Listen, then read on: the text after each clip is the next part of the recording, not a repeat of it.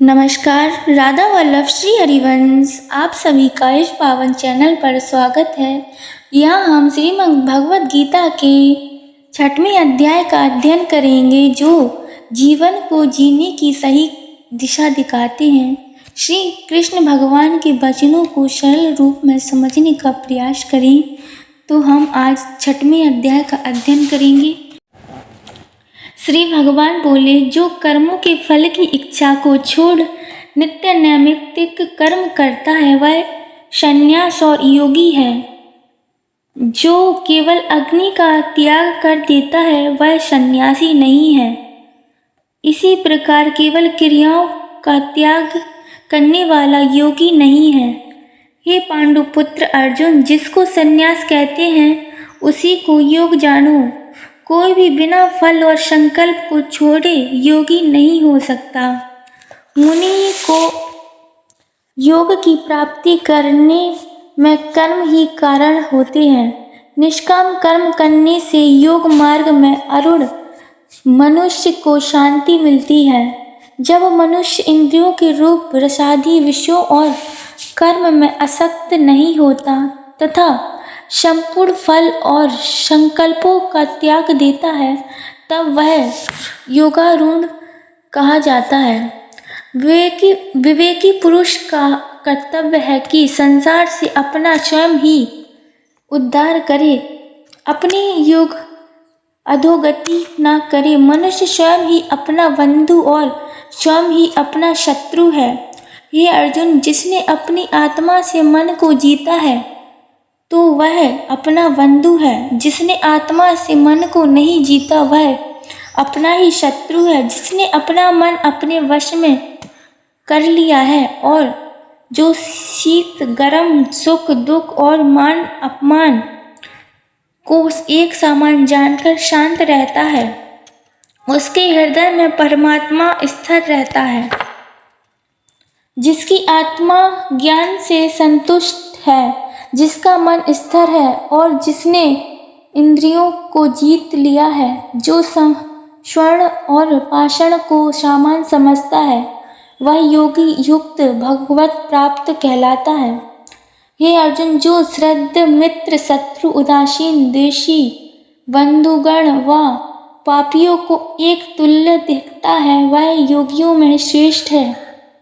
हे अर्जुन, योगी को उचित है कि सदा एकांत में निवास करे, संग का त्याग करे, अपने मन और आत्मा को वश में रखे, किसी बात की आशा न रखे और न किसी वस्तु का संग्रह न करे, सदा आत्मा को परमात्मा में लगाए रहे। हे अर्जुन, योग साधन के लिए सुंदर तथा पवित्र भूमि में न बहुत ऊंचे न बहुत नीचे, कुशा के आसन पर मृग चर्म और उस पर वस्त्र बिछाए आसन पर बैठे और मन एकाग्र चित्त को रोक इंद्रियों की प्रवृत्ति से निश्चल होकर अपनी आत्मा की शुद्धि के लिए साधन करें। देह सिर और गर्दन को सीधा रखकर इधर उधर न हिलाएं। अपनी नासिका के अग्रभाग को सदा देखता रहे तथा किसी दूसरी ओर दृष्टि न लगाए। मन को शांत करे, निर्भय हो, ब्रह्मचार्य में स्थिर रहे, मुझ में मन लगाए, चित्तवृत्ति रोक कर मुझ में तत्पर हो। योग का साधन करें। मन को वश में रखकर योगी इस प्रकार अपनी आत्मा को योग में लगाए वह परम पदरूप शांति और मुझे पाएगा। हे अर्जुन, जो बहुत भोजन करता है, जो निराकार रहता है और जो बहुत सोता है या जागता है, सबको योग की सिद्धि नहीं मिलती। जो मनुष्य आहार विहार प्रमाण से करते हैं, कर्म भी प्रमाण से करते हैं, जो प्रमाण ही से ही जागते हैं और सोते हैं, उन्हें दुखों को दूर करने वाला योग सिद्ध होता है। जो अपनी आत्मा से ही अपनी चित्तवृत्तियों को रोक लेता है और संपूर्ण भावनाओं को छोड़कर निष्क्रिय हो जाता है, तब वह युक्त कहलाता है। जिसने अपना चित्त अपने अधीन कर लिया है और जो सदा योग अभ्यास में लगा रहता है, उस योगी का मन निर्वात स्थान में रखे हुए दीपक के समान निश्चल हो जाता है। जिस अवस्था में योग सेवा से अपनी चित्तवृत्तियों के रुकने पर चित्त जहाँ विश्राम लेता है और जहाँ बुद्धि से आत्मा संतुष्ट होती है, जो सुख अनंत है, अर्थात जहाँ दुख का लेश नहीं है और केवल बुद्धि द्वारा ही जाना जाता है, उस सुख में स्थित योगी आत्मा रूप से चलायमान नहीं होता है। योगी आत्मा स्वरूप के सुख को पाकर और अधिक किसी वस्तु की इच्छा नहीं करता तथा इस सुख में स्थित होकर चितोमणि सुख दुखों से विचलित नहीं होता। जिस अवस्था में दुख की निवृत्ति हो जाती है, उसी अवस्था को योगावस्था कहते हैं, जिसे प्रसन्न चित्त होकर यत्नपूर्वक योगाभ्यास करना चाहिए। संकल्प से उत्पन्न होने वाली जो कामनाएं हैं, उनको पूर्णतया त्याग कर और इंद्रियों के विषय को मन से रोककर अभ्यास करना चाहिए।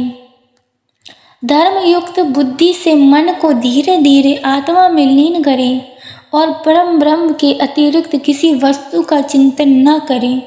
मन अत्यंत चंचल है, किसी एक जगह स्थित नहीं रहता, इधर उधर घूमता रहता है। इससे जहाँ जहाँ मन लजाए वहाँ वहाँ से रोक कर इसे आत्मा में स्थिर करें।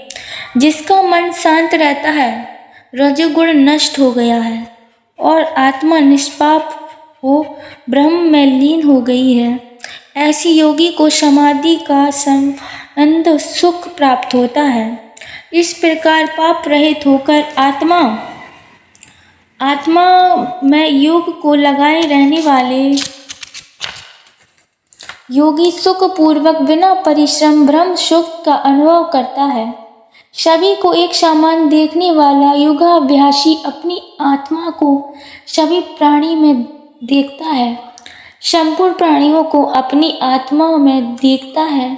हे अर्जुन, जो मुझको संपूर्ण प्राणियों में देखता है और सभी प्राणियों को मेरे में देखता है, उससे मैं दृश्य नहीं करता और न वह मुझे अदृश्य करता है। संपूर्ण प्राणियों में स्थित मेरे को जो अभेद बुद्धि से भजता है, वह चाहे सब कर्मों को करे अथवा ना करे, जिस भांति अच्छा हो रहे तो भी वह मुझसे अलग नहीं है। हे अर्जुन, जो संपूर्ण प्राणियों के सुख दुख को अपने समान जानता है, वह सबको एक समान देखता है। वह योगी सबसे श्रेष्ठ है। अर्जुन बोले, हे मधुसूदन, अपने योग का यह मार्ग बताया है कि सबको समान भाव से देखें, परंतु मैं अपने मन की चंचलता से यह समझता हूँ कि इस प्रकार का योग बहुत काल तक स्थित नहीं रह सकता। हे कृष्ण, मन बड़ा चंचल है, देह और इंद्रियों को क्षोभित करने वाला बड़ा बलवान और दृढ़ है। इस मन को रोकना मेरी समझ में इतना कठिन है जितना वायु को रोकना।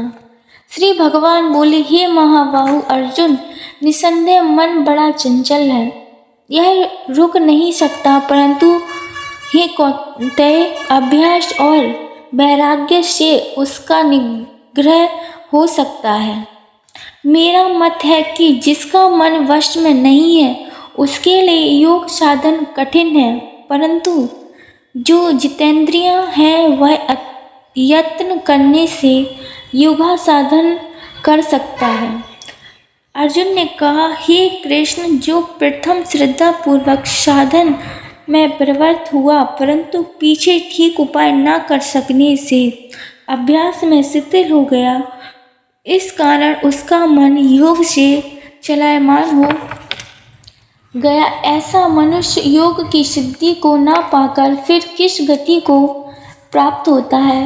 हे महाबाहो, जिसने कर्मों को ईश्वरार्पण नहीं किया और योग सिद्ध करके मोक्ष भी नहीं पाया, वह दोनों से भ्रष्ट हो क्या उस मेघ के समान नष्ट नहीं होता, जो एक मेघ से निकलकर दूसरे मेघ में न मिलने से बीच में ही दृष्टि हो जाता है।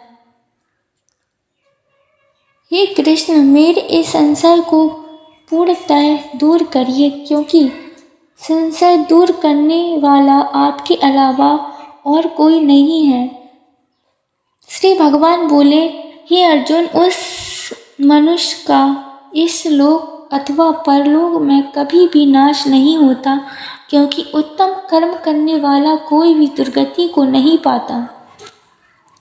जो मनुष्य योग भ्रष्ट होकर मर जाता है, वह स्वर्ग आदि लोक में जाकर बहुत दिन तक वास करता है और फिर पवित्र लक्ष्मीवान पुरुषों के घर में जन्म लेता है, अथवा वह योग भ्रष्ट फिर बुद्धिमान योगियों के कुल में जन्म लेता है। ऐसा जन्म लोक में दुर्लभ है। हे कुरुवंशी अर्जुन, इस संसार में जन्म लेकर फिर वह पूर्व जन्म के बुद्धि संयोग को पाता है और उस बुद्धि के संयोग द्वारा योग के लिए फिर यत्न करता है।